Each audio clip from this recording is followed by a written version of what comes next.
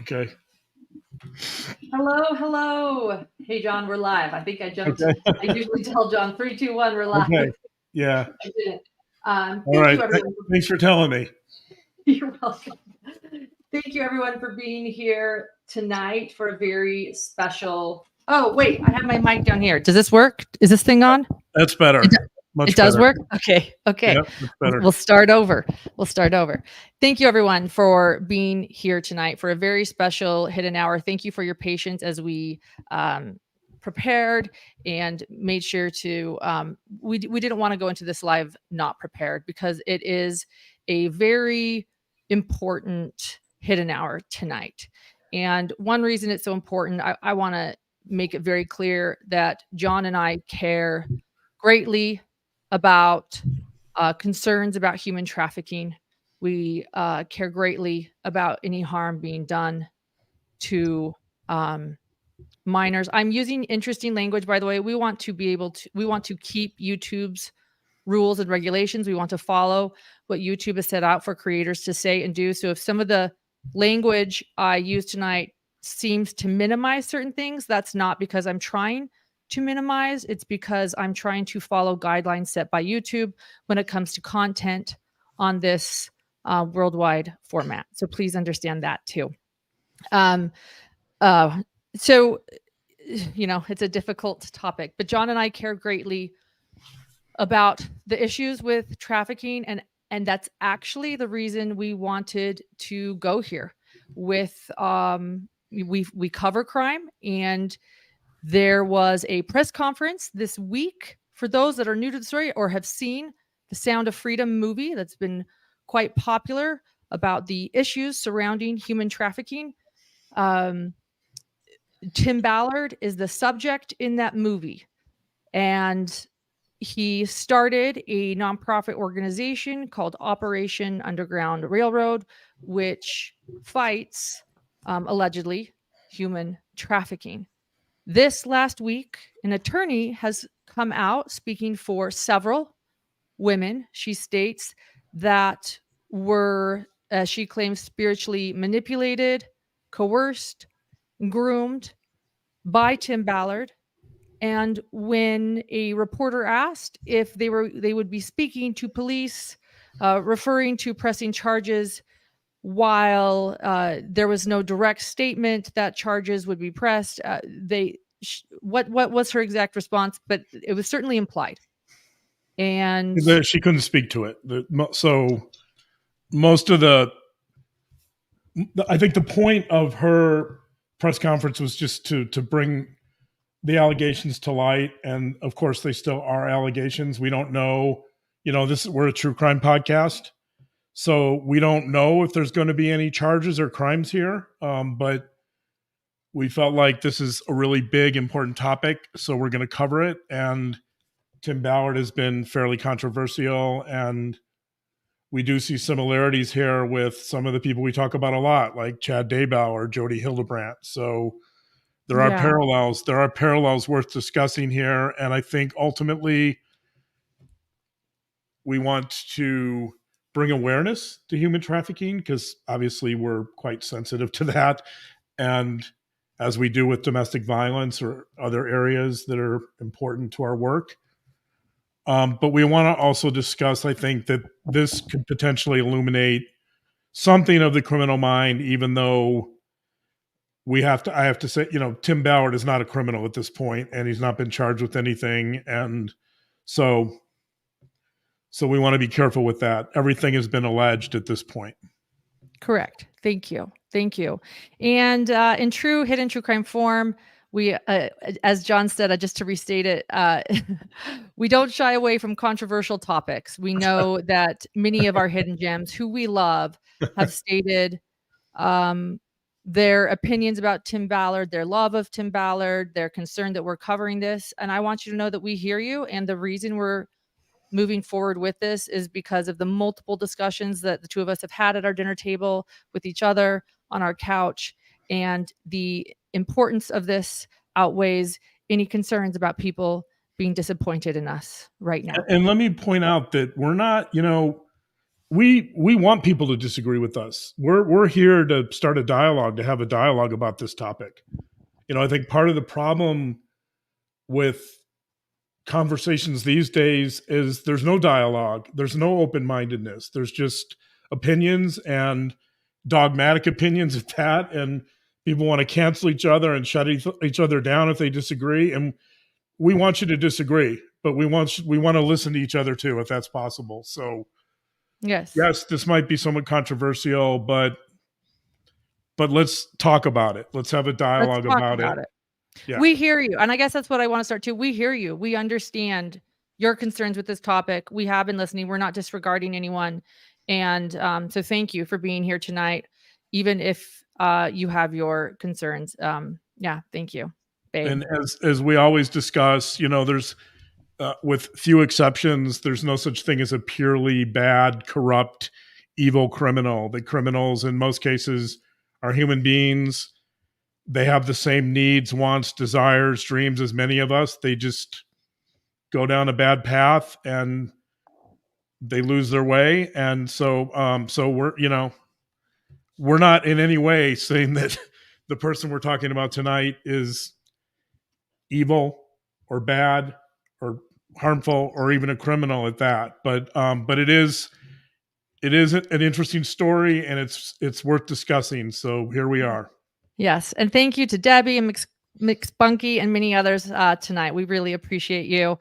And also, I want you all to know, John and I have been discussing Tim Ballard for years at our dinner table, for years. It just wasn't to this point where we felt after this press conference with the attorney, it was important. So we have been discussing. Right. This is the first time I think that the possibility of specific criminal charges might be out there. That the implication is that there were, we don't know the details of the crimes, but clearly some type of sexual abuse and multiple victims, same MO. So obviously that, I think at that point to us, it becomes more impactful and more interesting to discuss. Yeah. Rather than up to this point, it's largely been financial fraud or financial issues or mixing money between for-profits and nonprofits, that kind of stuff. Now you have actual victims of sex crimes. Yeah. And I just sneezed over here. We'll now continue, but one other thing I want to say is there's one thing I think that the majority of us have in common. How about this? I'm hoping that 100% of us here tonight have this in common. But I guess I can't be certain. There's a journalist in me, but I hope 100% of us have one thing in common, and we are against human trafficking. We want to stop it. We want to help. So let's all remember that no matter our disagreements tonight. Right. And child abuse and child exploitation and everything that goes along. I didn't say the word that would get us in trouble. Well, just when you get into abuse, and that's why we're not trying to minimize anything, but we need to not say certain things. Yeah. Okay. With that out of the way, thank you everyone for being here. Also, where do you want to begin right now, John?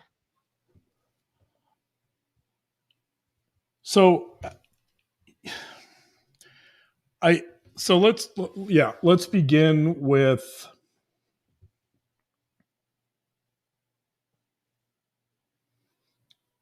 let me just go back to what you said quickly, and that is, let's begin with this idea that the origins of OUR, Operation Underground Railroad, are noble, right? In the sense that the goal here is to intervene when there's human trafficking and to help victims of human trafficking and to hopefully get them on track to a better normal life, whatever that means. And so I think that the question I've been trying to answer since we decided to do this, cover this topic is this organization doing more good than harm? right? And um, I think with the latest allegation, well, first of all, we should point out too that Tim Ballard resigned from OUR. That's important. Thank you for mentioning that. Yeah, do you want to pick that up for a minute? Actually, OUR put out a statement this week stating that they had heard of allegations, the same allegations that the attorney brought forward with multiple women, and that they do not stand for any type of abuse or harassment. So they put Tim Ballard on leave while they investigated. They state in their full statement this week that at the end of that investigation, they had Tim Ballard resign. So he was pretty much had no choice but to resign from the organization that he started. To those that don't know who Tim Ballard is, we shared at the beginning of this, and I'll put a little comment on. Go ahead, babe.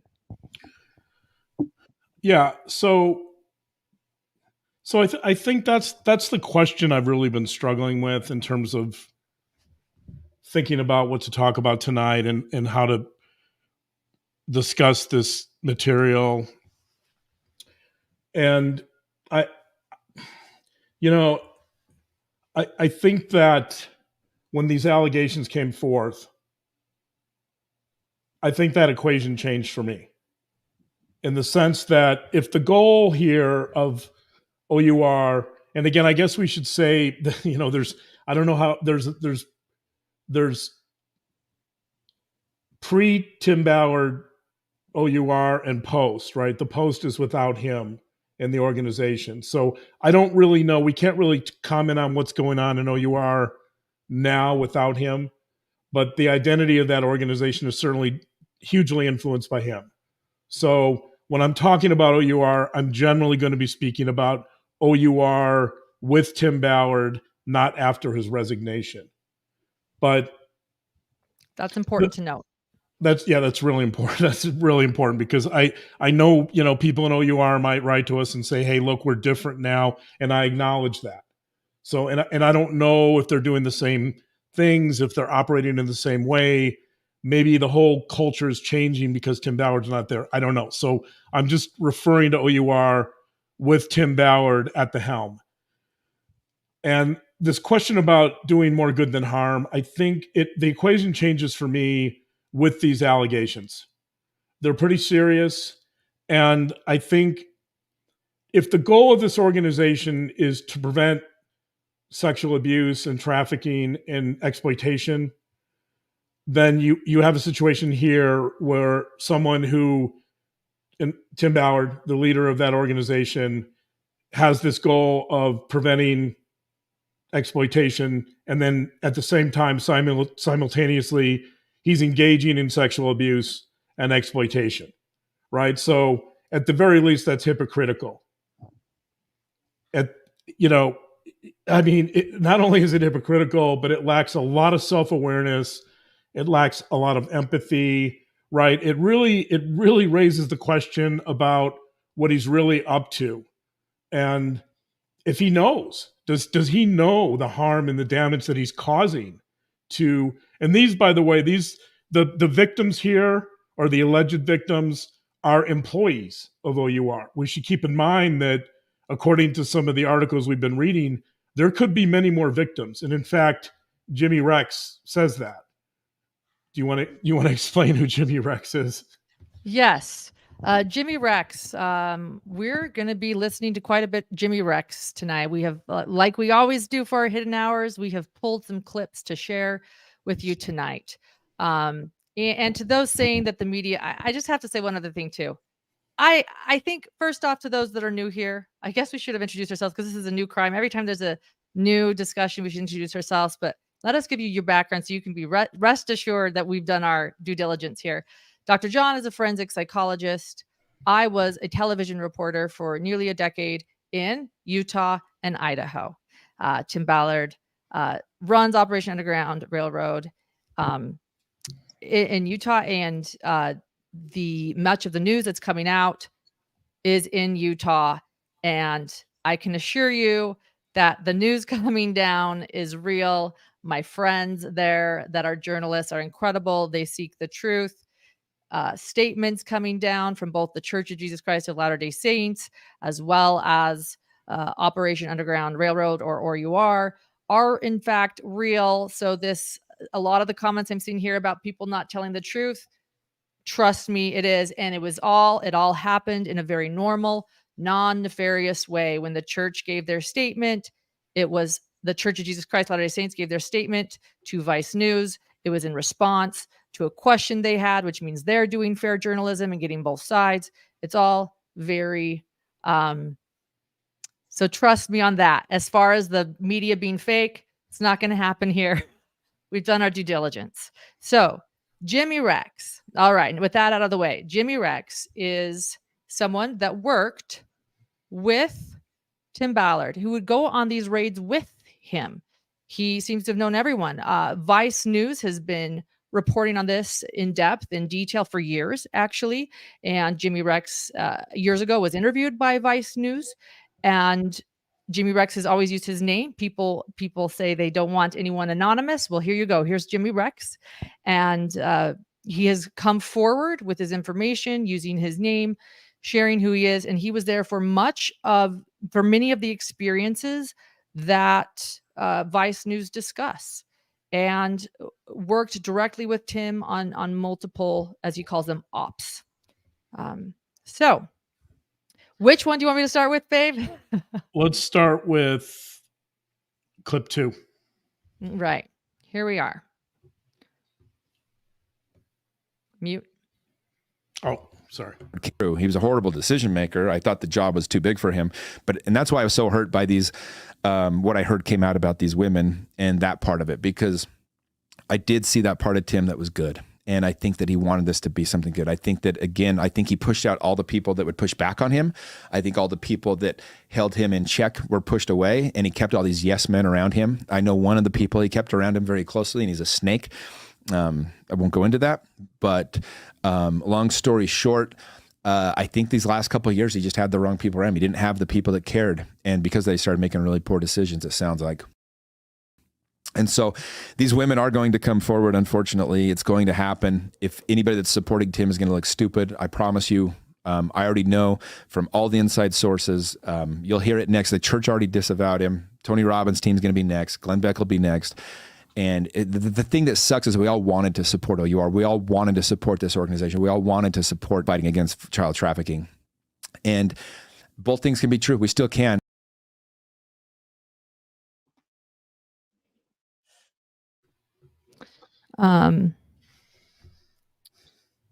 There you go. So, okay. So let's talk about why that clip's really important. It's important because you have an insider who was friends with Tim Ballard and was in the organization for years, who went on ops. He was an operative, so he participated in rescue operations. This is someone who's an insider. This is someone who knows him. He's a friend with him. And he's telling you right there that these victims are real, that they're telling the truth. I mean, I'm going to acknowledge that the charges, there's no charges yet, and these victims are stating alleged crimes. But Jimmy Rex, who is a credible source with this organization, is telling you that these victims are real. They're telling the truth. More will be coming forward. When he says more will be coming forward, I think he's referring to non-employees of OUR that are not among the victims, supposedly 7 victims. And it's important to note too that Jimmy Rex said that whatever these victims say, there's more, in the sense, Lauren didn't play it in the clip, but there's more in the sense that Tim Ballard was having multiple affairs, multiple sexual relationships with these women. And many of these women have said that they were manipulated by him. And so, whether that's consensual or not, I don't know. Whether that would be considered assault, I don't know. That would be up for the courts to determine. But it's out there. It's real. Jimmy Rex couldn't be a more credible source. I think it took a lot of courage for him to break ranks with Tim Ballard. So, but there he is. stating what he believes to be true. Yes. So even if people, I noticed a couple of comments about Vice, and that Vice isn't a real journalistic source and so forth. Like, first of all, that's not true.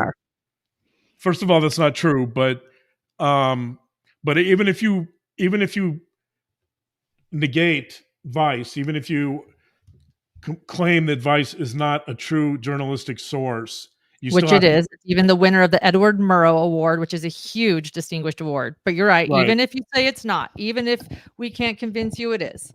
Right. Even if you think Vice is, as Tim Ballard says, I forget what one of Tim Ballard's arguments is that Vice is a tabloid. A tabloid. Right. So even if you think that Vice is a tabloid, you have to contend with Jimmy Rex.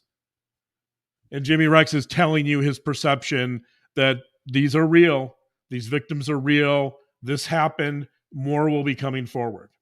And all of the news media in Utah that is covering this extensively, and the Church of Jesus Christ of Latter-day Saints, you have to dismiss them, and the statement directly from Operation Underground Railroad. You'd have to dismiss many, many sources. Yeah.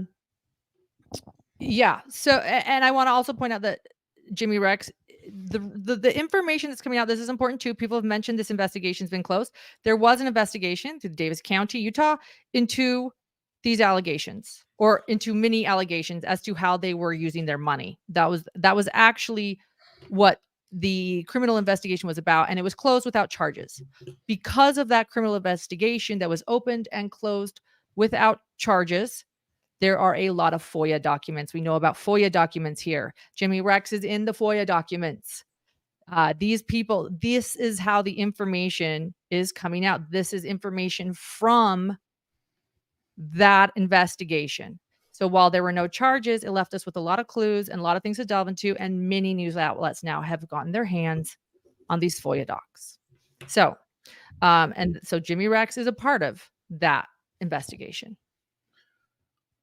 But so let's start digging a little deeper into Tim Ballard and OUR and what this organization is, how they perceive the world, how they operate, and why that matters. So let's start with the origin story of OUR. So I always love origin stories because they tell you a tremendous amount about an organization. And it's my belief that, like human beings, that origins in organizations and cultures have a tremendous amount of staying power. So even though, for example, like with Disney, Walt Disney's original stamp that he left on that organization still has tremendous power, and it still has a lot of influence on the culture at Disney. So that's an example. Walt Disney's been dead for many years now. But so let's start with the origin story of OUR. There's really two components to the origin story of OUR. One is that by many accounts, Tim Ballard will speak publicly now about the fact that he had a vision. He had a vision, and God told him in that vision that he needed to, quote, find the children. So we start right away with this idea that this is something spiritual. This is driven by God, and his mission given to him by God is to children. So, you talked about on one of your posts on Facebook that we were going to talk about some parallels with Chad Daybell. And here's one, that Chad Daybell also has a vision of running the New Jerusalem, where he'll be a god of sorts in the New Jerusalem post-apocalypse. And that vision is what drives Chad Daybell's behaviors and his relationship with Lori Daybell. And so, and if we talk about Jodie Hildebrandt, similar, that Jodie Hildebrandt had a vision that her therapeutic system should be based on distortion versus truth. And that was also God-given. So here you have these parallels among these three, that God really sets the stage and provides the vision. And in the case of Tim Ballard, that vision is to find the children. Yeah. So a vision. Yeah. Yes. And I believe that, I've been listening to a lot of Tim Ballard. I've been listening to a lot of Tim Ballard podcasts. I was telling this to John. And I was going to bring up the visions more. I want to talk a little bit about the visions, because this has been my point of research. And I don't have the textbooks. John and I did a lot of filming last week. We can't share about what yet, but there was a lot of filming in our house this week, and I showed the people filming a visions and dreams workbook that is given out at Preparing a People. Preparing a People is a conference that gave Chad Daybell his platform. It's a like-minded members of the Church of Jesus Christ of Latter-day Saints. They oftentimes have like-minded political beliefs, and their beliefs that they discuss there when it comes to their religion usually are beyond what is taught in church on Sundays. It's not necessarily what's taught in Sunday school. And for those of you who know, Lori Vallow and Chad Daybell, of course, met at one of these conferences. We've often referred to these groups as preppers. Avow is the same thing. Avow is a website in Rexburg. Those that have been following our Daybell coverage, Lori Vallow, Chad Daybell coverage, know about Avow. It's a website where you prep for the final days. But what we don't always talk about is it's not just prepping, it's prepping visionaries. It's people that have visions and dreams of the last days, and they prepare for them. Oftentimes near-death experiences are part of the visions, but these groups are actually teaching everybody to have visions, and to have good visions, and to have better visions, and to have powerful dreams, and then how to believe your visions are real, and to believe your dreams. And what's in the other room, I wish I had it, because it's always usually sitting right here in my office, but it's in the kitchen, is a dreams and visions workbook that was given out at Preparing a People. Why does this matter? It matters because Tim Ballard has been connected to Preparing a People, as well as the Firm Expo, which is also like Preparing a People. It's a break off of Preparing a People since 2011, and has been a prominent speaker there. He was even a speaker at the conference I attended to try to understand what Lori Vallow and Chad Daybell are learning. I am not saying that Tim Ballard is now connected to Chad Daybell, despite this being a very, very small group of people and they just happen to be connected. But I think what is important about this is that this group does believe that they have the answers in the last days. They do believe that they are called by God. This group of people, he was good friends. He is also good friends with Jason Mao. We have pictures of them together. This group of people believes, in a sense, that they were saved for the last days, and that many of them, I'm going to admit it, I'll just go here, John, you help me out here. They have a Messiah complex a bit. So their visions aren't just like, I've been inspired. That's beautiful. I think most nonprofits start through inspiration, through a feeling, through a gut, through a wanting to make a difference. People probably pray before they start a nonprofit. But I'm just trying to explain that the visions and dreams that this group adheres to, it's on a different level. We're talking different level. And we're talking, I want to say oftentimes they have a bit of a Messiah complex. I'm just going to say it. Well, yeah, and we'll talk about that in a second. But let me dig a little deeper into the origins of this of OUR. So it's not to have a vision inspired by God wouldn't in and of itself be peculiar necessarily, right? Like it would be fine if he felt inspired by God to start a nonprofit that helps kids, right? That's no problem, right? But it's kind of this next step that makes things interesting, and that step is that there's this little boy. His name is Gardy Marty, and he goes missing in Haiti in 2013, and the family happens to be American. They're just visiting Haiti, but he goes missing in Haiti and nobody knows where he is. They still don't know where he is, by the way. And Tim Ballard was really moved by the story of Gardy Marty and decided that one of his goals in starting this organization, OUR, was to find Gardy Marty and to bring him back to the States alive, or to rescue him if he was being trafficked. Nobody knows to this day what happened to this little boy. But but that was a big part of the origins of OUR. And the reason this is important is because several years later, in February of 2016, Tim Ballard takes a psychic, meaning someone who can see the future. Her name is Janet Russin. Am I pronouncing that right? Do you know? Rusin. Russin. I believe a Russin, I think. Russin. Yeah, Russin. He takes a psychic who's based in Utah who claims she can see the future, and that she communicates directly with Nephi. Nephi is, maybe you can explain better who Nephi is. Nephi is a Bible. Nephi is a prophet in the Book of Mormon. The Book of Mormon is additional scripture that those that are LDS read along with the Bible. So those that are LDS read both the Old Testament, the New Testament, and the Book of Mormon. Those that are LDS believe that the Book of Mormon was also written by ancient prophets, but in America, not the Middle East. It ranges from 420 AD to 360 BC. And it's of those ancient prophets leaving their information on records that was later found in North America. So prophets in North America. Nephi is the first prophet to write the first books in the Book of Mormon. He actually leaves Jerusalem and goes to America, which is the promised land in the Book of Mormon.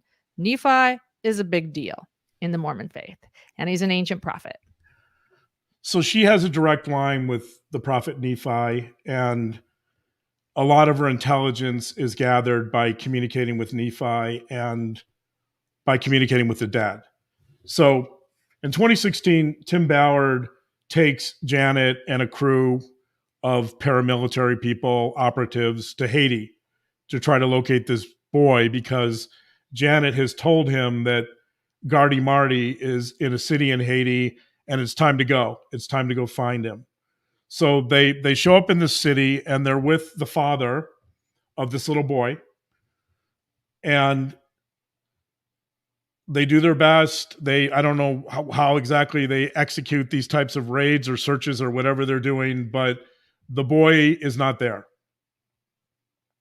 Nowhere to be found. So the interesting part to me of this story is that, and we've learned, this has come out in FOIA docs, is that Janet Russin Janet Russin. Janet Russin is the only source of intelligence that Tim Ballard uses to find victims. So in other words, if you think about law enforcement, and you know, I've been in the forensic world for many years. If you think about how law enforcement collects information and how they vet information, they will, you know, they use technology. They use modern technology like satellites, cell phones, computers, online social media. You know, whatever. It depends on the year, I guess, right? But clearly, like for example, when law enforcement is setting up a sting operation, they might listen in on certain communications. If they can get a warrant, they have to get a warrant for that. Usually, they will look at social media posts. They will get onto certain areas of the internet that you know, dark areas of the internet that might not normally be used. They will use essentially modern technology and information gathering sources. You know, part of that obviously can be human contacts or human sources, but for the most part, they're using and collecting information in a very sophisticated, up-to-date, technologically savvy way, right? And Tim Ballard is using one source of information, and that is a psychic who has visions of the future. And so in this particular case, apparently, she located Gardy Marty in a Haitian city because she was communicating with Gardy's apparently deceased mother and with Nephi, and they told her where the child would be. Clearly, the child wasn't there, but so I think learning this, for me personally, learning this and the way they're using psychics to locate victims, I think it really, for me, it really kind of it created a certain amount of questioning of the validity of this organization and how they're going about their business and how they're finding victims. And it seems to me that if that's the way you're collecting intelligence to find victims, you're probably not going to have a really high success rate. This is a problem, and the psychic is one of the big reasons that Elizabeth Smart and her father distanced themselves from Operation Underground Railroad as well. Okay, so they knew about that. Yeah. Well, they learned after they thought it was a wonderful cause. And then they realized his intel was a psychic who was channeling, the angel, the ancient prophet Nephi. So I think that really, if you were, and let me continue with this too. So that the other thing that's going on with OUR is that for the most part they're a hugely isolated entity, in the sense that they're not really communicating with other law enforcement agencies. They have no relationships with federal agencies. They have no relationships really with state agencies. They have some relationships with local law enforcement. They gave some money to local law enforcement, but then they within several years they gave the money back and said that it wasn't something they needed. So, I think it's really interesting that they're a bit of an island, that they're really not. They're making this decision, at least under Tim Ballard. I don't know about now, but they're making this decision to really isolate themselves and to not collaborate with other organizations that could be tremendously helpful to them. Not only law enforcement, but certainly like the FBI, right? Like, and so in that sense, they're a very insular, closed organization. And maybe part of that is that they don't want other organizations like the FBI to observe that they're using psychics, that they're using these non-traditional ways of collecting and gathering intelligence to find victims, right? Maybe that would be a little embarrassing. So when I learned that component, I thought, okay, this makes sense that they don't want to collaborate because maybe they're fearful of showing or demonstrating to other people how they're doing this.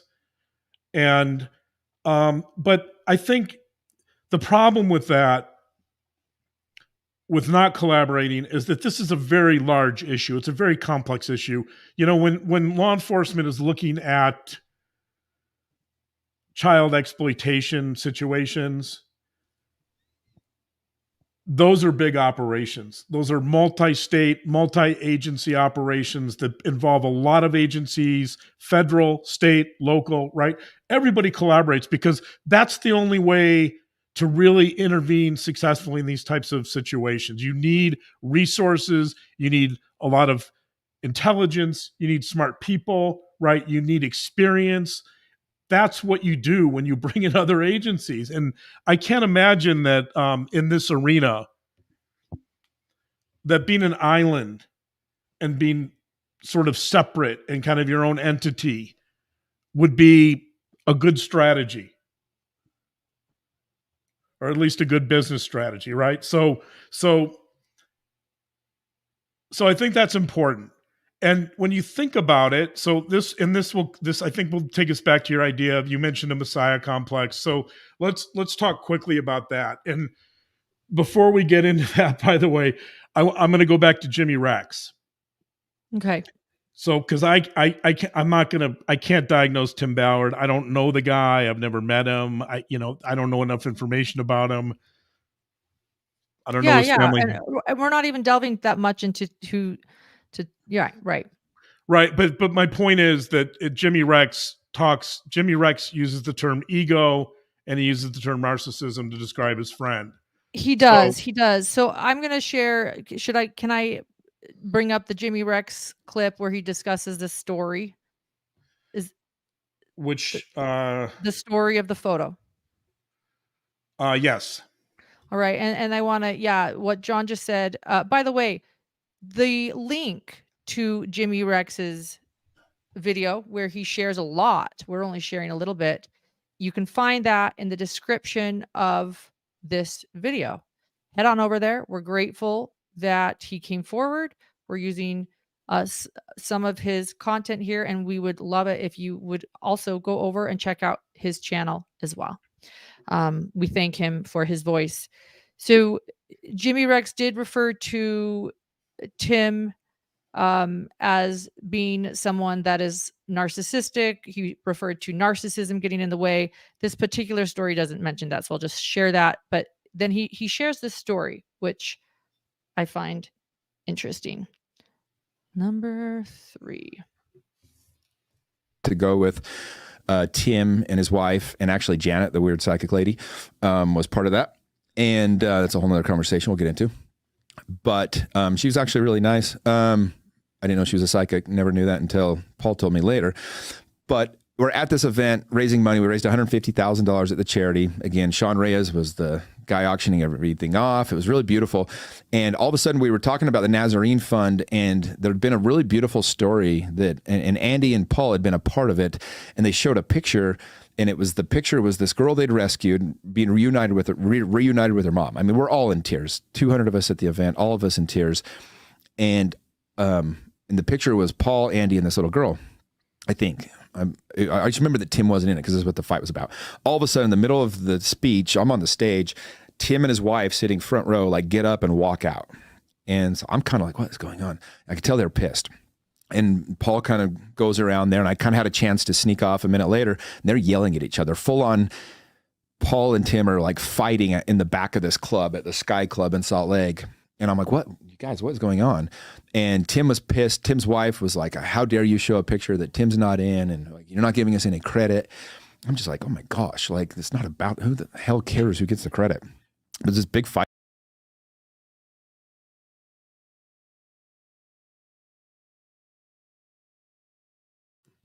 Okay. I couldn't agree. I couldn't agree more with Jimmy Rex. When he's telling me the story, my first thought was, who cares who gets the credit?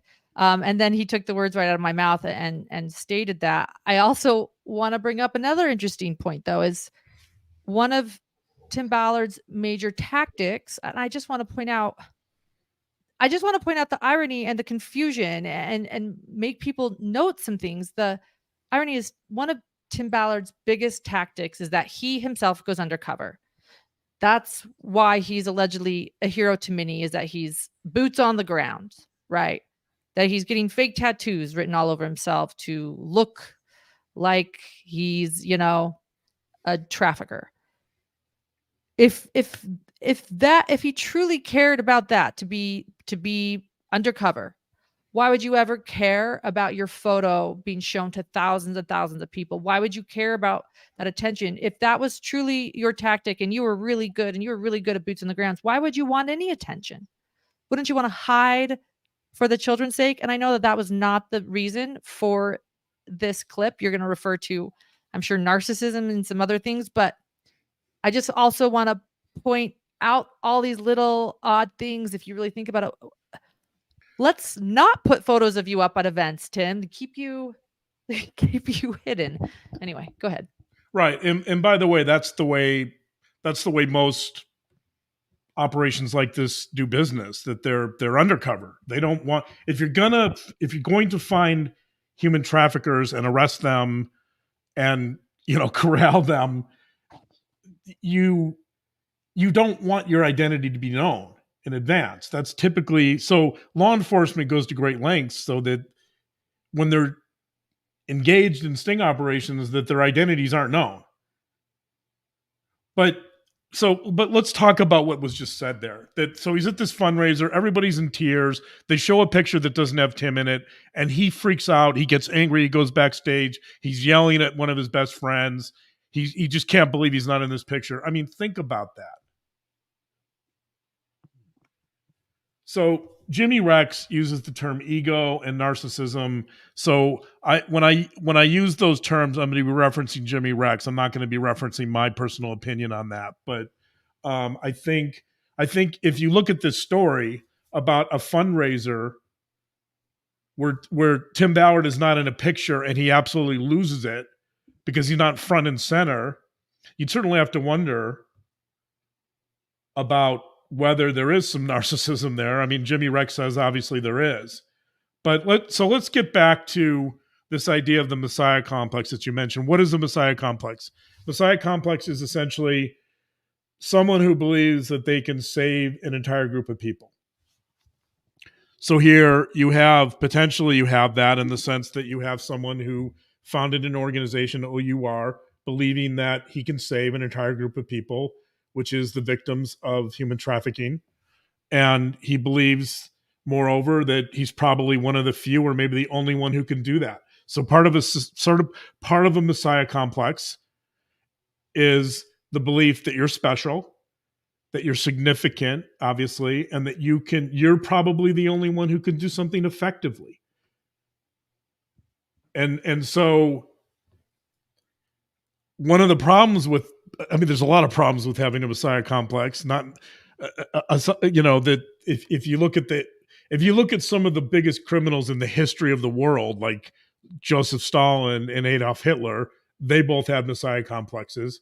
And I'm not comparing Tim Ballard to them at all. I'm just saying that a Messiah complex, in terms of the criminal mind, the Messiah complex can be a real problem in terms of crossing a boundary into criminality. Because you think you're so special, and because you think you're significant, and because you think that you're the only one who can accomplish an important task, you're more likely to violate boundaries and potentially violate other people's boundaries. And presumably that seems to have been part of what happened with the victims that are now coming forward with Tim Ballard. Yes. But so if this whole idea of the Messiah complex, I think, would go a long way towards explaining why OUR is an island and why they're not collaborating with other people. So in addition to the fact that they're using unusual intelligence gathering methods, you also have an organization founded by someone who believes he can save a group of people. And let's bring in Chad Daybell again, too. So Chad Daybell believes that he's going to save the 144,000. Those are the people that he's gathering for the post-apocalyptic world, the New Jerusalem. He thinks he's going to save them, and he's going to lead that New Jerusalem. So you arguably, Chad Daybell has this Messiah complex as well. Yes. And so there's a lot of problems with the Messiah complex, but one is that the most obvious here is that you're not as willing, since you think you're the one that can accomplish everything and you're special, there's going to be less willingness to bring in other organizations and to collaborate and to use those organizations to gather intelligence. So I think that would explain the unusual intelligence gathering methodology. I think it would explain why they're really not open to other organizations, because the founder is not a particularly open guy. He wants to do things himself.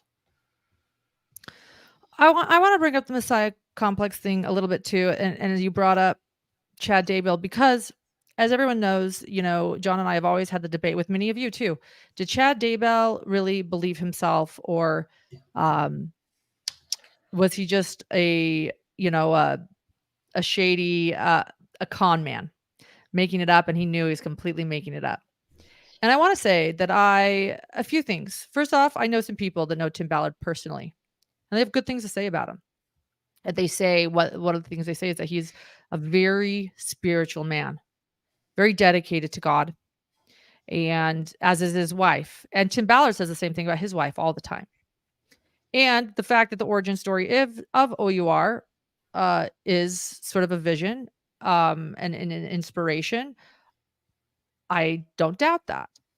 I have been listening to several podcasts with Tim Ballard, one of them being, Tom Harrison is the man behind Visions of Glory. He is Spencer in Visions of Glory, and Tom Harrison started a podcast called Eternal Core, and it's about therapy. Tom Harrison actually worked in aftercare for OUR, and so he did multiple podcasts with Chad Daybell in this Eternal Core podcast. And because many of you that follow our Daybell footage know I have such an interest in the Visions of Glory book that Lori and Chad both loved and devoured, which, again, Spencer is Tom Harrison, as well as a curiosity about Tom Harrison. And then these groups, these preparing people groups, I've listened to all of these podcasts. We'll get into that another night. Here's the one thing I want to take away, though. And I said this to John. Tim is very sincere, comes across as very sincere in these podcasts. I believe that he believes it. In other words, we refer to him oftentimes as a grifter or a con man. I'm not so sure. And I guess maybe I'm posing this to you, John. I think he as far as the Messiah complex, they're people that are grifters and they're completely making things up. I do think that Tim's sincere. That's my takeaway. I do think he believes himself. And Yeah. I don't know if that makes it better or worse. I don't know. It certainly makes Lori Vallow actually a bigger threat to society, which is why it's good she received 3 life sentences. I don't know. Any thoughts on that? I just thought that was an interesting aspect too. We always discuss whether Chad believes or not. And I'm starting to believe that Chad really did believe himself too. I think Chad believes it. I think Tim Ballard believes it too. Yeah. So Yeah. I think they're both true believers for sure. I just read, because we were talking about Chad Daybell this past week. I reread parts of his autobiography, and towards the end of Chad's autobiography, he says essentially, "I'm not very creative, that all my ideas are directly downloaded from God, that my visions are real, they're factual, that his writings, even though he sells them as fiction, they're factual, and they're downloaded from God into his brain because of his torn veil." So I don't think I think he really meant that when he wrote it. I think he still means it to a large degree. And I want to say, in this sense, and maybe this is wrong of me, you guys can shame me. I do have some empathy for Tim Ballard, because I do think that he started Operation Underground Railroad because he felt he was called of God. I do think that he started it with good intentions. Jimmy Rex states that, so I'm going to believe Jimmy Rex. And I think in some ways, Tim Ballard is shocked by the church's condemnation. Like, the church has called him immoral, and they've put that in public statements and confirmed those public statements multiple times to news outlets. I think I believe the people that know him personally, who say he's a very, very spiritual man. I don't know. And so I guess, in this sense, it becomes like the Daybell case. At what point do these spiritual beliefs become dangerous? Or These firm beliefs. At what point do they obstruct our ability to interpret the world? Or at what point do they create a certain amount of blindness that creates problems, right? I think that's a part of the issue here, is that he's not. And Gina just said Gina just pointed out, but I think this is where it comes down to something interesting. And I just lost it. I had it pinned and then I just lost it. This chat is going so fast. He knew he was manipulating people when he's doing it. That isn't spiritual. And I guess that's the eternal question. At what point do they become absolute manipulators? Or do you think that he convinced himself it was God's work? That's the question, right? That's where it gets weird. Well, so sorry. Let me get back. Let me just weigh in on the sexual abuse allegations right now, in terms of, so one of the things he would tell his victims, his alleged victims, let's say that, is that he was testing sexual chemistry because that was approved by God. Wow. Right. Wow. And exactly. And there's another component that's really important in there too, by the way. And this is where the psychic comes back into play. This part just blew me away. So the psychic is involved in this to some degree. I don't think, if there are charges here, I doubt she'll be charged, but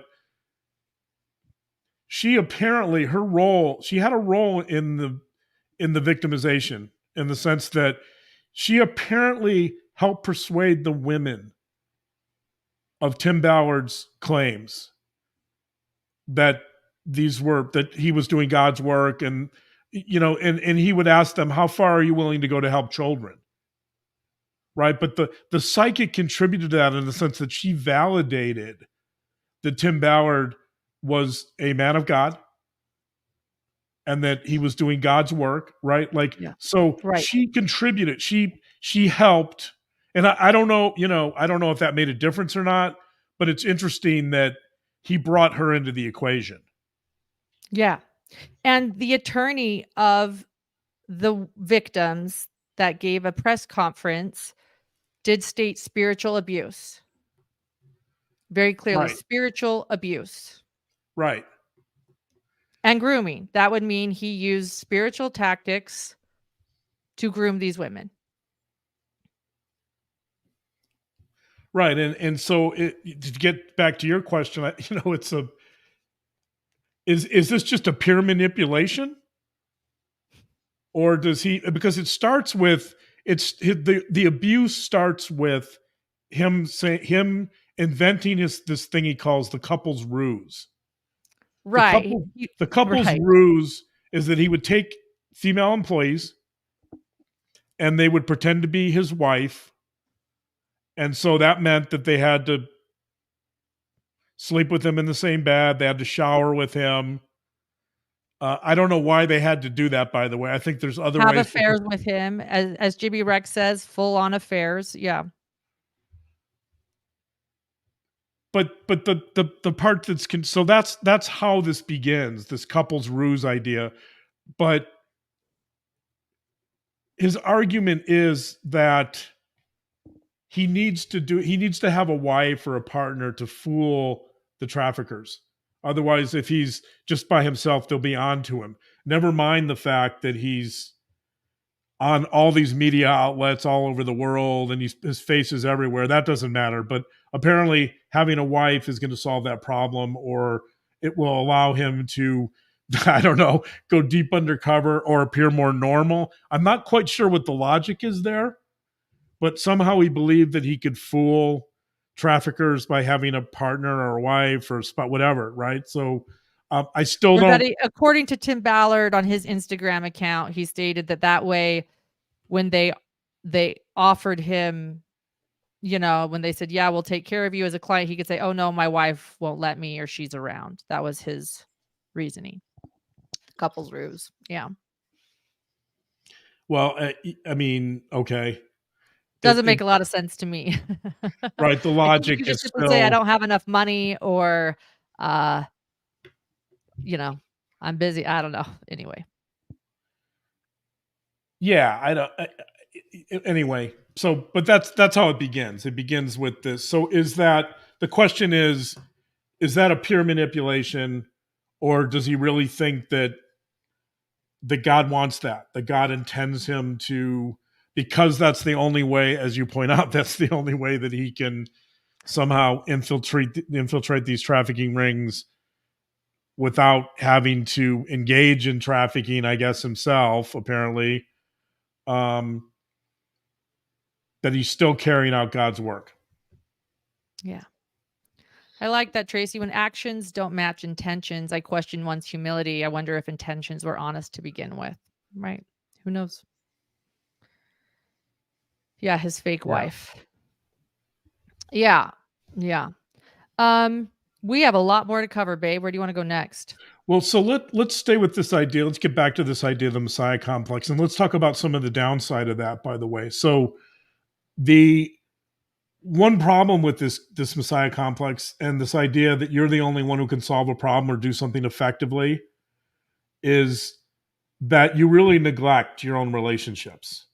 And in addition to the fact that you can imagine that if you have this complex, you're going to be really controlling and manipulative. But I think Tim Ballard also had this issue with anxiety, that, when he wasn't engaged in a covert operation, or he wasn't out there trying to find these evildoers or these bad guys, these traffickers, that he felt like he should be.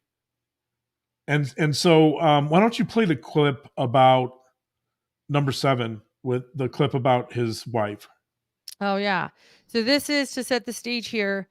Tim Ballard did a press conference after the Church of Jesus Christ of Latter-day Saints, after it came out that the Church of Jesus Christ of Latter-day Saints said that they were no longer connected to Tim Ballard in any way, while he had a friendship with M. Russell Ballard, a member of the Quorum of 12 Apostles, top leadership in the church, no relation despite their last names. They additionally stated that actions by Tim Ballard were immoral. And the Church of Jesus Christ of Latter-day Saints, in which Tim is a member, they took down every article or talk mentioning Tim. This week, Deseret Book, a well-known bookstore among the LDS population, has also removed all of Tim Ballard's books. I even tried to get a few from different publishers. Shadow Mountain, you can no longer get these books of Tim Ballard. So anyway, the moment this news came down, which shocked the LDS community, many of them were supporters or still are supporters of Tim Ballard and Operation Underground Railroad. Tim Ballard heard word of it while he was on a tour in Boston. He was doing a covenant tour. Fun fact, he does these covenant tours with Bruce Porter. You guys don't remember Bruce Porter. Bruce Porter made it into the FOIA documents with Chad Daybell, the love story, to be exact. John's nodding. John and I read this love story together, and there's a moment where Chad Daybell texts Lori Vallow and he says, "I would have made a baby with you had Bruce Porter not been around." Well, Bruce Porter, so Bruce Porter has a famous or infamous name in the Daybell case for being the ultimate, well, I won't say it, but I guess he stopped Chad and Lori from procreating on the couch at a Preparing a People conference. He is the one who does the tours with Tim Ballard. That had nothing to do with our analysis. Just throwing in a fun fact for y'all.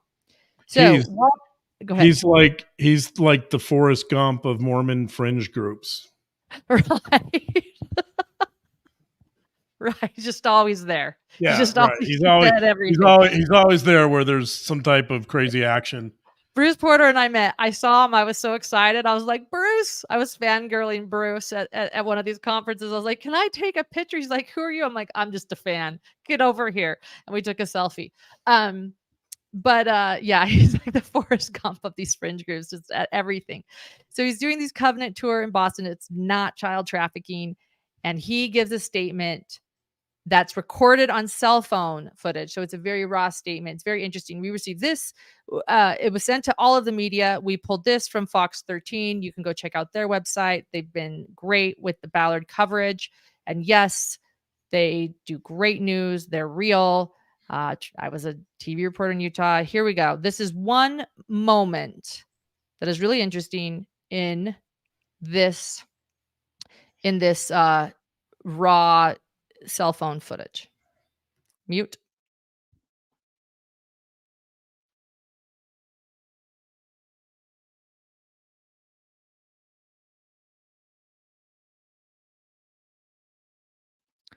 Trying, everyone. Sorry. There we go. Decided to make up this story. My children are being horrified. My children.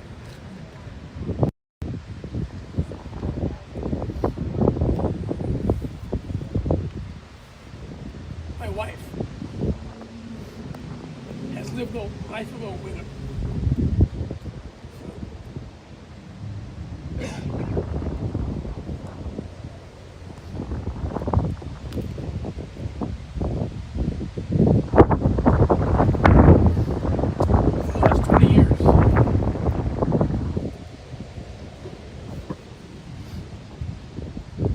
Missed the majority of my children's sports. For those that couldn't hear the full thing because it was quiet and not even transcription picked this up, Tim Ballard states that his children are horrified, and then he says, "My wife has lived the life of a widow for years. I have missed the majority of my children's," I believe he says, sports.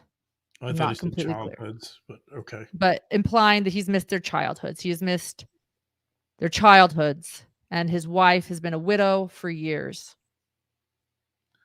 Can I point out where he is, though?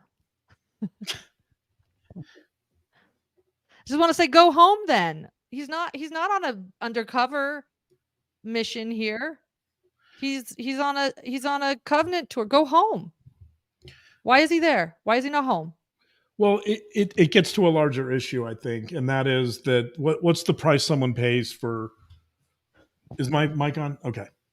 Yes. It gets to the larger issue about this Messiah complex or ego, whatever we want to call it. That if you feel like you're the only one who can do something effectively, and if you feel like that's your mission that's given to you by God, and that you need to be a part of it, and you feel a lot of anxiety when you're not in the action or you're not intervening, then this is what you get. But the thing is, the problem I have with this is self-inflicted. He can delegate all of this. He can be with his children. He can be with his family, right? But that's not the world he's created. And this gets into another issue with Tim Ballard and Chad Daybell and Jody Hildebrandt and many, many criminals. I could go on. And that's the idea of fantasy. That at some level, what Tim Ballard has done here, and I don't know when this starts. So he works in Homeland Security for a number of years. I guess it's a little vague because to get someone's work history and information about their work history and feedback about their work history is nearly impossible if they work for the government. So, I mean, there's obviously a lot of privacy around that, but we've heard some people tell us that he was just like a mid-level bureaucrat, but that's not the story he tells. The story he tells is that he was in the thick of human trafficking, right? And he worked with ICE. And so it's not clear. His history isn't that clear, but there is this fantasy about his importance, his self-importance. And there's this I think at some point, Tim Ballard, for whatever reasons, I'm sure some of this relates to his childhood. I'm sure some of it relates to his work history. Maybe he didn't feel like he was making a difference at work. Maybe he was relegated to some mid-manager role and he thought that he should be on the front lines. I don't know where this begins. We would love to learn that. Hopefully we'll learn that over time. But I think at some point, Tim Ballard has this fantasy that he's this action adventure hero. Yes. Yes. He creates this fantasy of being this larger than life Indiana Jones type action adventure hero who's out there rescuing kids because God told him to. Yes. So a lot of this is driven by that fantasy. And if you have that fantasy and you believe you're the only one who can enact it or can actually intervene effectively in these types of situations, then your family's going to be secondary. It's going to be less important. So when he's talking about being a widow, I mean, obviously he's not. His wife is not a widow. He's still alive. She's not a widower. He's still alive. And he can still visit his family. It's just that he chooses not to. Right. He's in Boston giving a tour right now. Yeah, he's in Boston. Like, go fly home. Go fly home. Go home. Especially during this crisis. Stop giving statements. Go get on a plane. If your children are horrified, go get on a plane. Go be with them. Stop everything and go home. Oh. Right. And so I think that's where this is one of the big downsides of narcissism in general, and many times narcissism and narcissists, especially narcissistic personality disorder, is driven by these fantasies of greatness and this sense of grandiosity. Keep going. I'm going to take my own advice and go attend to our child who needs me right now. Keep talking. I'm listening to everything you're saying. Okay. I don't know what I'm going to do. Narcissism. Continue with the narcissism. Unlike Tim Ballard, I don't know what I'm going to do without my family. You can do it. We're right here. Okay. So this idea of fantasy, I think, is really a crucial component of narcissism and this idea of the Messiah complex. And, you know, when I was thinking about this in terms of Tim Ballard and kind of this idea of him creating this action adventure hero or stepping into that role as a type of action adventure hero who's running around in the wilds of Colombia or South America or whatever, you know, I don't know where most of his operations occur, but I actually thought a lot about, for those of you who have seen the documentary on Netflix, Inventing Anna, which is a story about Anna Delvey. That's not her real name. Her real name is Anna Sorokin. Anna Sorokin grew up in Russia, and then her family, when she was a teenager, roughly 16 years old, they moved to Germany. Her family was a family of modest means. They lived pretty simply. And that wasn't enough for Anna Delvey. Anna Delvey, during her childhood, she somehow felt that she wanted more. She wanted to feel special and significant. And in the series, spoiler alert for those who haven't seen it, she gathers together, she decides that she's going to be an expert on fashion and all things fashion. And she gathers together a bunch of magazines and Vogue magazines. I don't know what Lauren needs to be here to tell me what the fashion magazines are, but there's a scene, and again, I don't know if this is exactly accurate, but there's a scene in the documentary or the show where it's a fictionalized account. It's not a documentary, where Anna Delvey surrounds herself with all these magazines, and she decides that she wants to be someone who she's not. She creates this fantasy that she's this really fashionable, wealthy heiress, and that her family is wealthy beyond compare. And at some point, as a young adult, she moves to New York City. She moves to Manhattan, and she perpetuates this fantasy of being a German heiress that's extremely wealthy, that's really knowledgeable about fashion and wealth and good taste and all the things I'm not very aware of. but the point is that she steps into this fantasy, this role of someone she is not. And it ends up sending her to prison, by the way, because she embezzles hundreds of thousands of dollars from banks and wealthy people. And she just absolutely uses everyone. And she's eventually convicted of fraud. But I think that's a good example of, with Tim Ballard, I think you have a version of that. That at some point, he creates this action adventure hero role. And he steps into it, and he doesn't know how to step out of it. And I think stepping out of it would mean that he would have to really change his perception of himself as this rescuer, right? And that gets into another really important component of the story. And that, by the way, that is one of the criticisms of the movie Sound of Freedom, is this idea that human trafficking needs a rescuer, that human trafficking is about rescue and not about something else. And I think that has also been one of the criticisms of OUR, is that this idea that if you go to a foreign country and children are being trafficked and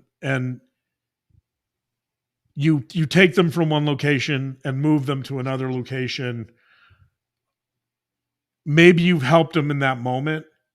Obviously, maybe you've rescued them for a month, a couple of weeks, but have you really affected change?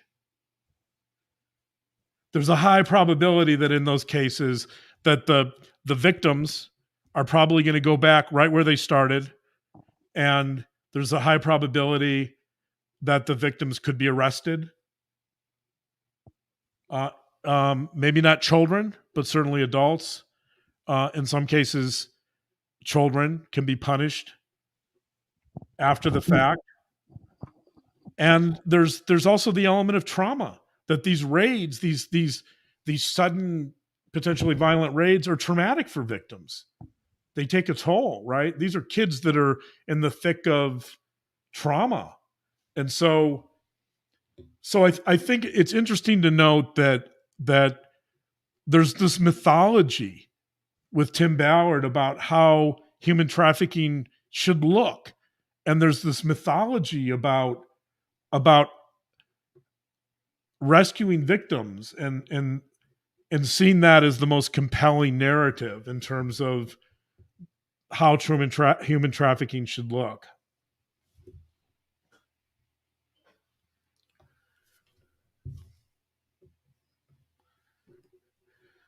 So, Lorna, can you hear me? Can you? Oh, okay. So, oh my goodness. Wait, Christina, thank you so much. And thank you, everyone. Yes, I'm here. Okay. Yeah. I'm my own advice right now. We have a little, he's a little sick. So. Oh, okay. Yeah. But he's being a trooper. But I was listening to everything you were saying. The best I could. So I'm just making the point that, that I think what's going on here, part of what's going on here is, and that's not to say, I don't want to argue, by the way, that there aren't kids in South America or Thailand or foreign countries that need to be rescued. They do. Right? And Tim Ballard has rescued children, some that he's even adopted. Nothing, as Jimmy Rex often says, actually, two things can be true at the same time, or that's how he says it. But right. There are children that need to be rescued. Right. There absolutely are. But I think it's also important to point out that the statistics aren't clear, that most of the human trafficking that occurs does not involve rescue. It involves most human trafficking. Most victims are trafficked by people they know. And so it's not this notion of some crime syndicate that, some nefarious unknown crime syndicate of strangers, which the movie portrays, that are just picking kids off the street left and right and trafficking them all over the world. That's a myth. Yeah. Well, why don't I play what Jimmy Rex states, his thoughts. Jimmy Rex has, again, he's been on multiple rescue missions, and he has his thoughts about it. And again, the question isn't, Operation Underground Railroad has not helped anyone. Tim Ballard has not helped anyone. The question is, are they doing more harm than good? I think that's always the question one needs to pose, because nothing is black and white. Are they doing more good than harm? Are they doing more harm than good? That is the question we should be asking. Right. Because, everybody. So let's listen to Jimmy Rex, what he thinks when it comes to his thoughts. I had a problem with, though, the reason why I stopped doing it is because there were times when I felt like, so one of the ops that we did, I'll be honest, it was the one in Cancun. It was the one that Tim led. These guys, these kids, they were like 22, 23. I don't think they had been trafficking if they had not much. And I remember, they went out and they found these guys, and it took them about 3 days in Cancun to find anybody trafficking somebody. And they finally found these kids. And part of me was like, well, were these guys really trafficking? Because they were young kids. They were kind of idiots. They were like 20, again, they're like in their young 20s. And I remember when they showed up to the party and they had these girls, and I remember thinking to myself, like, did these guys just go round up some girls they know or like whatever and said, come to this party, sleep with these Americans, these rich Americans will pay you or something. And it just never sat right with me. And I saw that firsthand. And so when people say maybe they create trafficking, I'm not saying that didn't happen. I do think it was a flawed method. Now, looking back with perspective, I had to tell one kid in Ecuador, I remember he was like, yeah, we traffic girls or whatever. And I remember looking at the kid, I'm like, this kid doesn't traffic girls. He was like 21 years old. He's like, yeah. And I remember he's like, I'll be back in 2 hours. I'll show you. And he brings this girl back. She was like 16 probably. And he's like, yeah, what do you guys think? And I remember I pull him aside. We're in like the basement of this like warehouse thing. And I'm like, dude, this isn't, who is this? Is this your sister? Is this your girlfriend or what? And he's kind of like, what? And I was like, is this your girlfriend? He's like, yeah. I was like, you don't traffic this girl, do you? And he's like, yeah. I said, dude, get her out of here. You don't know what the fuck you're doing. Get her out of here. You don't traffic this girl. And he's like, okay. And that was my last stop I ever did. I was done after that. I said, That's interesting. That would imply that they're creating a bit of a need, right? Yeah. I mean, right. And that's been one of the criticisms of OUR is that if a bunch of seemingly wealthy Americans show up and they're waving money around and they're looking for trafficking or traffickers, then people will show up with victims, supposed victims of trafficking, who aren't really victims. And so this is an example of that, right? That people were showing up with girlfriends and sisters, and these weren't victims of trafficking. These were just locals that were looking to make some money, who saw a bunch of gullible rich Americans that were waving money around, and they wanted to take it. Correct. Here's another story from Jimmy Rock. This is a concern that he has actually about a possible. So he continues with ways he's concerned that perhaps they're creating a need, or they're creating trafficking, and he brings up his thoughts about Sound of Freedom, even the movie Sound of Freedom, that is touted as bringing awareness to child trafficking. Here we go. I do have another entire problem with this entire thing, and this is what I want to say about, like, there's this thing energetically with the universe that, like, when you start talking about something more, it's like you're going to notice it more, you're going to be more aware of it. And I think the very act of talking, I've changed my opinion on this. My original opinion was like, we have to make sure everybody knows about trafficking. This is like this evil that nobody's talking about, that nobody knows about. And so it was like, I wanted to help spread the word to everybody.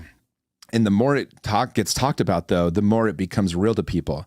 And I think that plants the seed for a lot of people that never would have thought about it to actually participate in it. And the numbers that I've heard, that it's only going up, the number of children being trafficked in the last 10 years. So since OUR was founded, it's not doing any better. It's actually doing much worse.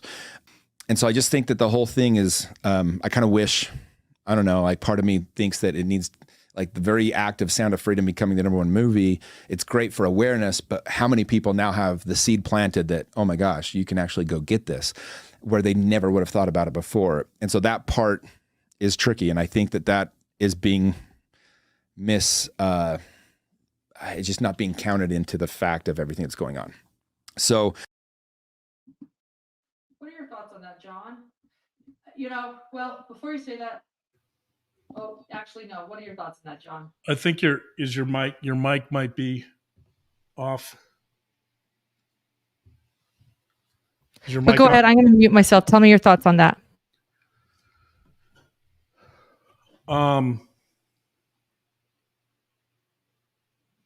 Well, I mean, I don't. What are your? What? Yeah, sorry. I'm just trying to multitask over here. I was trying to, babe. I mean, it's his perspective, Well, let me tell you this. There is a man.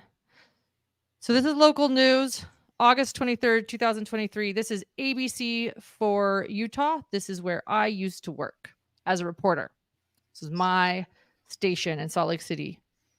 Tim Ballard, supporter, former LDS youth leader, sentenced for possessing something I'm not going to say. You know what? Material of that depicting minors. A former youth leader for the Church of Jesus Christ Latter-day Saints was sentenced this week for possession of you know what. And he was also known to support Tim Ballard, which fights against trafficking. According to court documents, Eric Mosteller, 58, was convicted after pleading guilty to 2 second-degree felony charges of exploitation. Court documents state that the child stuff was viewed and distributed by him, and that he, according to his sisters, he was invited to be involved in a movie premiere about Tim Ballard's Operation Underground Railroad He then discovered the deep web and downloaded information not available to general web users, and claims that this was part of his research. So, I mean, there's an example right there. I think it's a big question about. It's a big question about how. I think transparency is generally a good thing, but I think it's a big question about how to discuss it without creating harm or potential harm, and how to discuss, like anything, right? Like,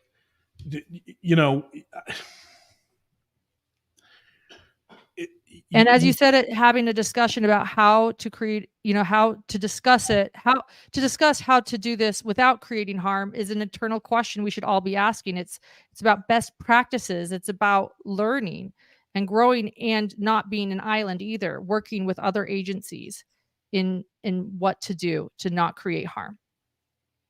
I think so. On the one hand, you might say that he's downplaying the impact or importance of human trafficking, and that could be a potential problem. But on the other hand, I think he's raising a real question about whether this whole idea of the rescue mythology is the best way to handle it. So, again, I think part of the reasons we're talking about this is really complex. This isn't as simple. It'd be nice if we lived in a world where all kids were trafficked in the same way, and all we had to do was send in squads or paramilitary groups to go rescue them, right? And then, but keep in mind, these kids all have families. Where are they going to go? Who's going to care for them? Who's going to give them medical treatment, right? There's so many unknowns here. Right. I agree with you. Wouldn't it be nice if everything was done the same way? Exactly. Wouldn't it be nice if things were so black and white and we could just solve this with a hero? We had someone actually leave the chat earlier, and I respect anyone that needs to leave this chat or this group. We all have to watch ourselves and know what triggers us and doesn't. But she said, "I'm leaving. I can't handle that you're criticizing a hero." And to that, I understand that we want him to be the hero. We want a hero. Humans want heroes. We want to think that somebody knows what they're doing and they solve the problem. But the truth is, we don't live in a world where one person can be a hero. It takes a village. It takes research. It takes evidence. It takes a lot of skill, a lot of agencies, a lot of education. It takes so much more than a hero who has a vision and believes that God called him to this. As good as that sounds, wouldn't it be nice? Right, exactly. And I think part of the problem is you're trying to oversimplify a very complex problem. And there's a paradigm here that's doing that. And that is, the paradigm is, you have a victim, you have a victim of trafficking, you have an evildoer who's harming that victim in some way, and then you have a savior, or a messiah who's intervening, right? Those are the three components of this story. And that's a very complicated story, in the sense that a lot of times the evildoer is someone who knows the victim. The evildoer oftentimes is closer to home. They're not in Colombia. They're in your backyard. In fact, I'm going to read, this is a quote from,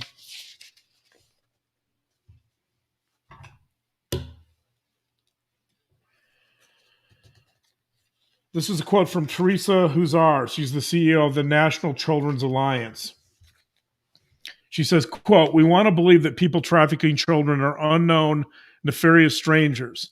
It makes people uncomfortable to think that some of these things happen in their own communities, in their own schools, with people they might run into at the grocery store."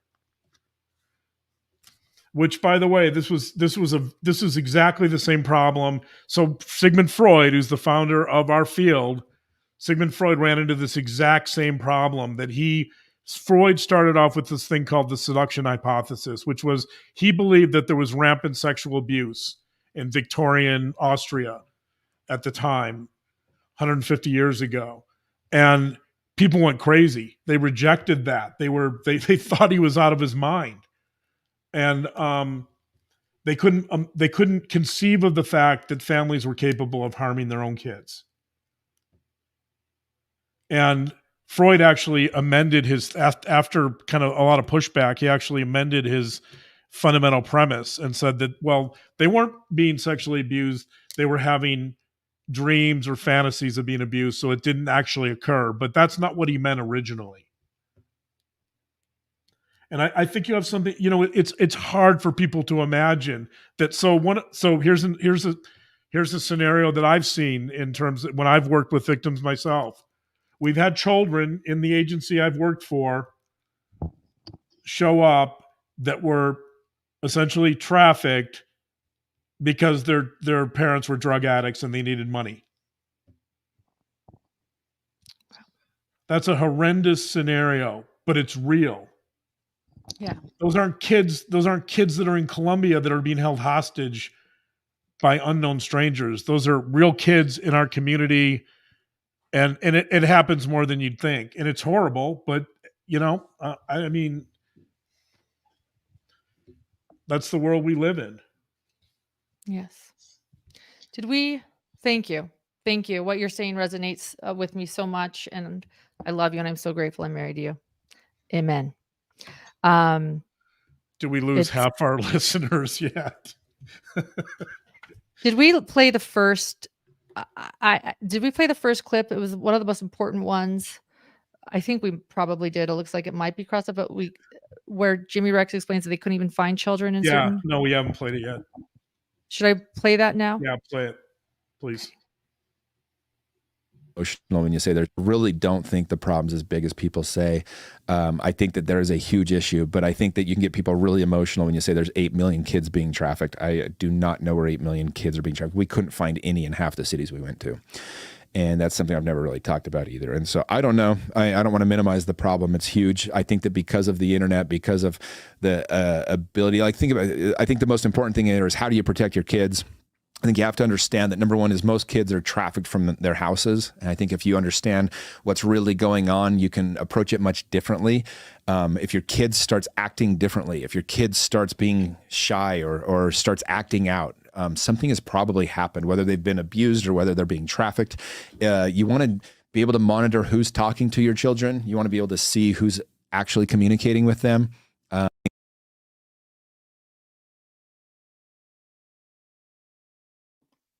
Did that play the cities?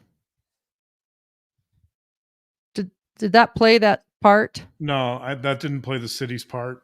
Let's see. I think it might have, but we missed it. Let's play it one more time. People really emotional when you say, really don't think the problem's as big as people say.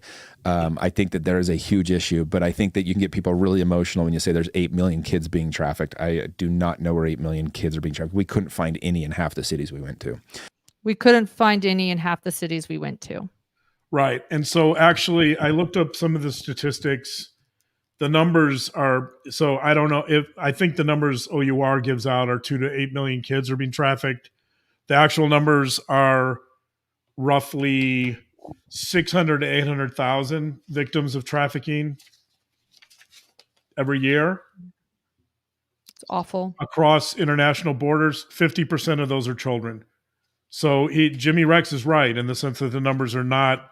But I mean, and again, I'm not. But it doesn't matter because every one of them matters. The importance of this. Yeah. If there's one child that's trafficked, that's horrendous. That matters, and we need to help them. Right. Exactly. But the inflating is just odd, and as he also pointed out in an earlier clip, things are getting better since OUR. But we have to do a lot. It is complex. And again, we're all here. We all want. And we all need to have knowledge. We all want to stop.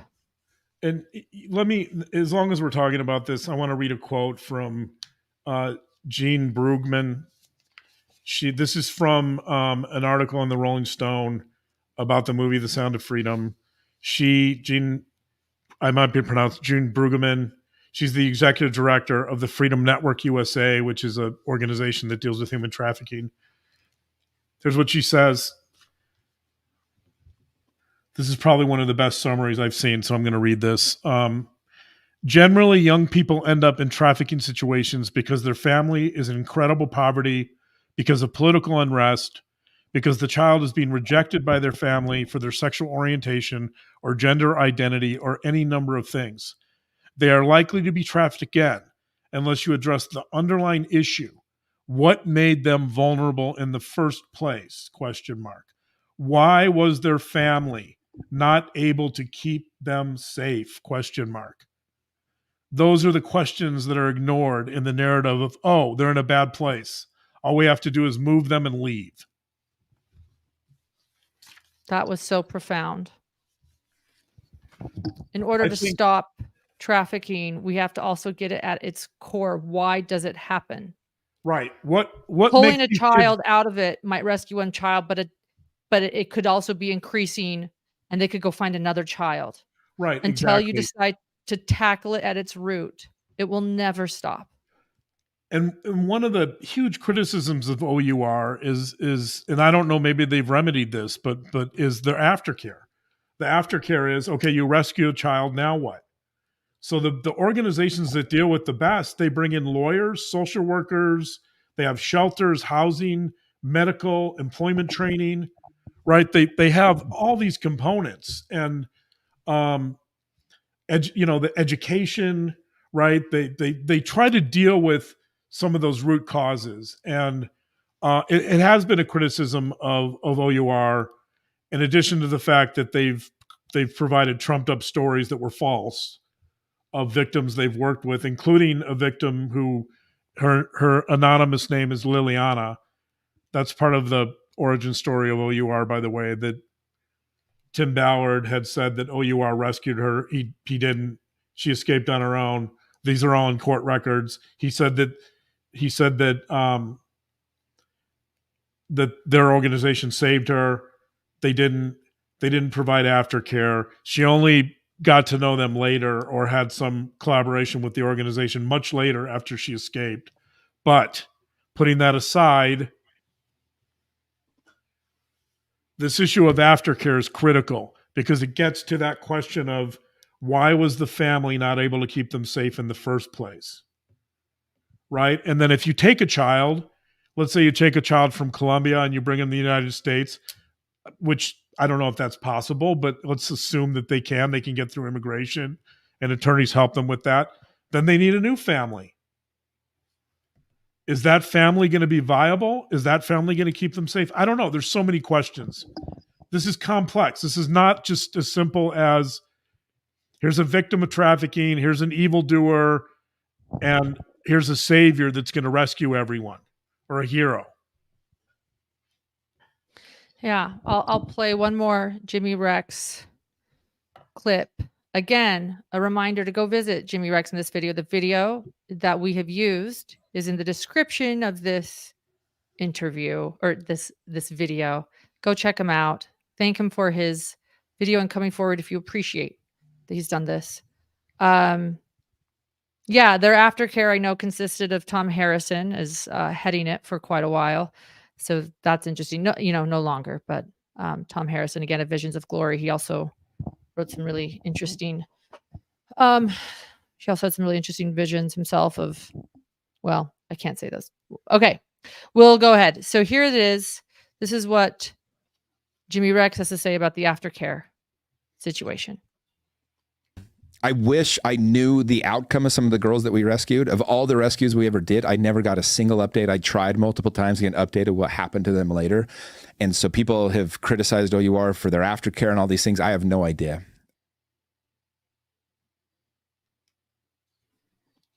Simply saying he didn't know. But this is a man, and you could say, let me play devil's advocate here. You could say, well, once a victim is rescued, we have to keep all things confidential, and you can't know.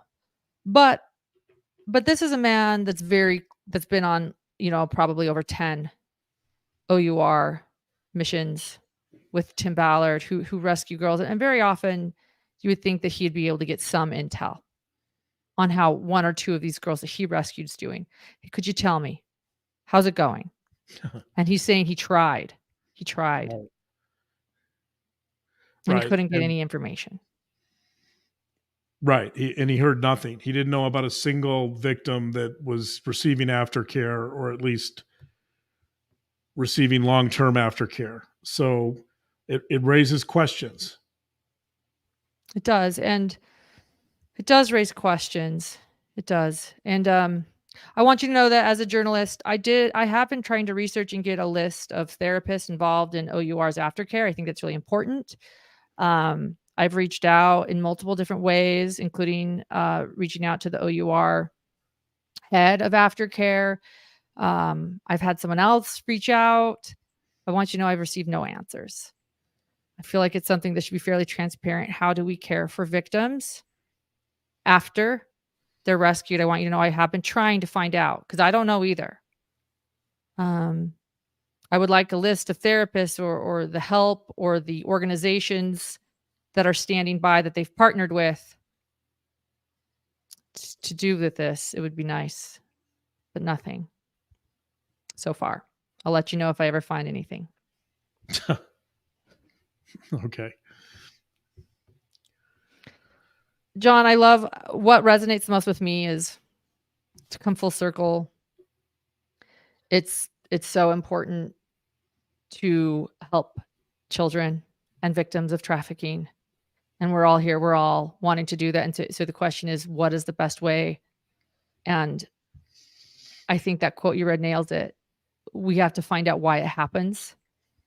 And we have to start tackling that as a society. And I think if each one of us cares as much as we say we care, to start researching yourself, find out best practices, find out why it happens, research, learn, and let's start supporting the organizations and groups that we believe might be able to help.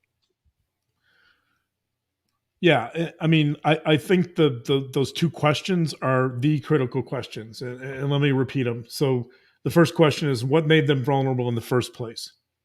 Was it poverty? Was it economic circumstances? Right? Was it political unrest? There's so many reasons. Why were these victims vulnerable? And then the next question is, what was it?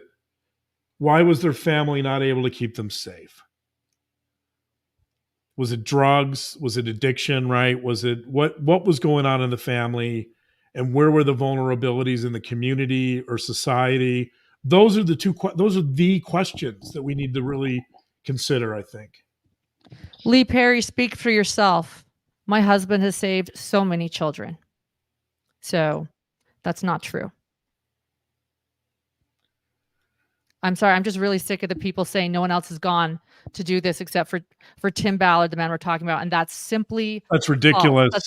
That's why we're here talking about this. To say ridiculous. That none of these people here in chat have saved children is ridiculous. It's ridiculous. I've saved families. I'm proud to say that. And children that are part of families that were on the verge of collapse.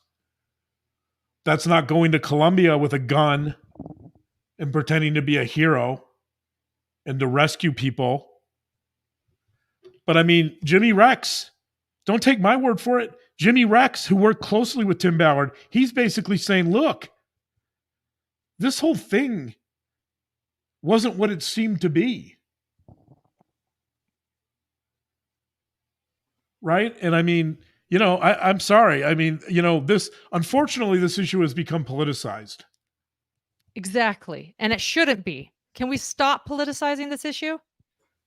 If we're gonna really dig deep into this conversation, then we'd have to talk about politics, and I really don't want to do that. But the reality is that human trafficking has become extremely politicized. Tim Ballard has contributed to that by talking about Wayfair. He's made public statements about how Wayfair, the furniture company, is trafficking children on their website, buying and selling kids on their website. Is politicizing human trafficking really doing more good than harm? Or should we all be coming together like we have on this chat, or at least trying to? What would be more effective and productive? I agree. We need to stop politicizing this issue. And those that do politicize it, and if you notice they're politicizing it, that is a giant red flag. Because I would say most people want to fight it. Right, exactly. And fighting it like it or not, fighting it often begins at home. It doesn't happen in the wilds of Colombia. It doesn't happen in the wilds of Brazil or whatever. Take your choice of countries. It happens here. Yes. Yes. And ask, why does it happen? And when you divide people and you decide that this is a political issue, nobody's getting any closer. When you decide that only people that go to Colombia with a gun are saving children, no one's getting closer. It does create divide. And I will say, I feel like Tim Ballard has created a divide. There's a lot of gaslighting. Let's talk about that for a second. This is a problem with OUR, and I'll say it. You know, you have a question or a concern about him. You don't want to save children. You Right. have a concern about the movie because you're afraid it might be creating a need for trafficking. You are part of the problem. With shame on you. You don't want to save children. That is gaslighting. That is another red flag. When you question an organization or something, or you have thoughts about it, that is okay. And if someone fights back to say, well, you just don't care about kids, that's gaslighting. And all of these things are red flags. Let's talk about the very basis of that and this organization. It divides, it doesn't unite. It shames people, it doesn't bring people in to say, hey, let's hear from all sides, let's stop being an island, and let's care about this issue. Right. It goes back to something I said early on when we started this podcast, which is, there's been a lot of gaslighting in the chat today too. Go ahead.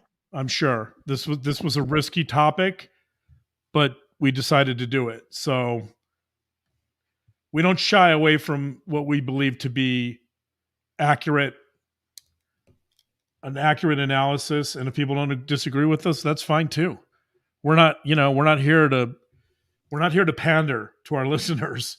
So we're here to express what we think is the most accurate interpretation of the situation.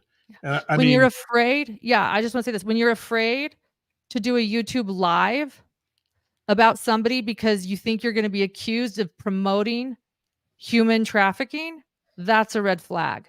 The fact that that's a chilling effect. That's how you get people to shut up and not speak out. And that's why John and I are speaking out today too. I just want to say that. When all of a sudden we feel like we can't speak out about someone because we'll be shamed and we'll be promoted as part of a political ploy or trying to get him from not being able to run in a Senate race or that's a red flag. I mean, let's go back to the evidence. Jimmy Rex is one of his best friends. Jimmy Rex is telling us that Tim Ballard abused women, victims, employees. Yes. I mean, I don't know. That's human trafficking. Right. That's getting them into another country where you don't have to obey the same laws as in the United States, where you might be able to get away with something, where you convince them to come to save children and then you take advantage of them. That's human trafficking.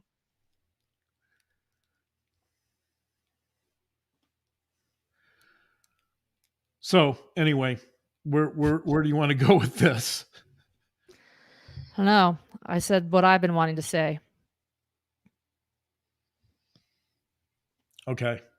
I think we've showed all the clips. Maybe we should start wrapping up, but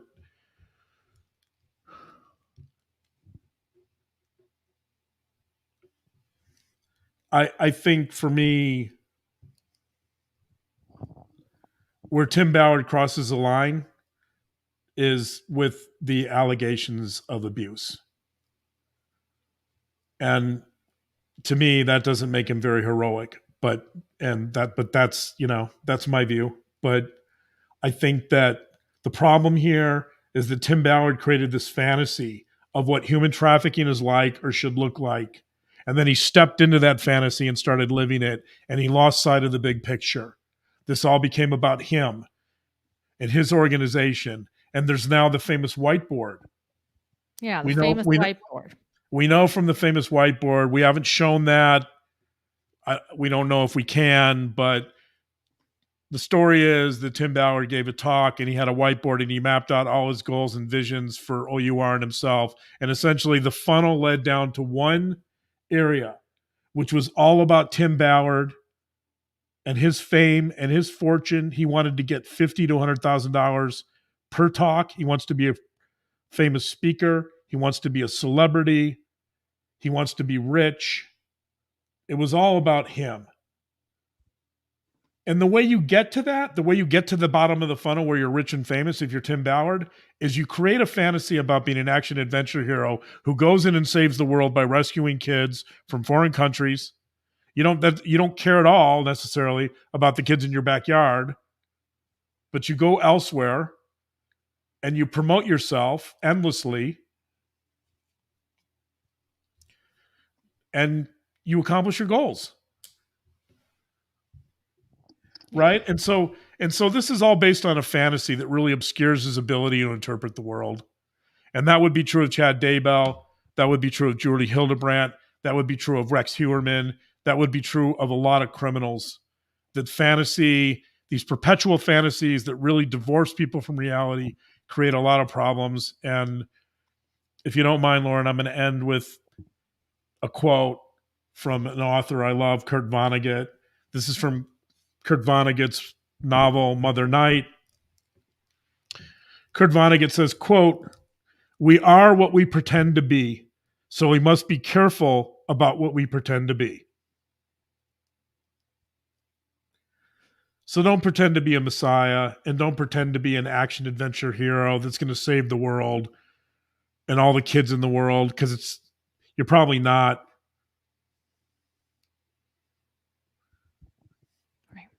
I'd rather pretend to be a real human being who can make a difference in my community and that has limitations and vulnerabilities and that understands those limitations and has a realistic perception of himself. Thank you, Dr. Babe. Love you. Thank you. I love you too. Thanks, everyone. Thanks for your patience while we had a few hiccups and had to take care of our family. Thank you for being here. Please, if this matters to you and it resonated with you, share this with your family. Thank you. Thank you so much to AKA, who suggested that we all listen with an open mind, AKA the cat lady. Encourage your family members to do that. And thank you. And may we all make this world a better place with the talents and skills and resources and brains that we have. Thank you, babe. I love you so much. All right. I love you too. Thank you guys for hanging in there. For those of you who did hang in there tonight, we appreciate it. Sometimes we tackle controversial subjects and this is one of them. And thank you for listening. And if you participated in the dialogue in a healthy manner, thank you for that too. Thank you. We'll see you. All Good right. night. Good night.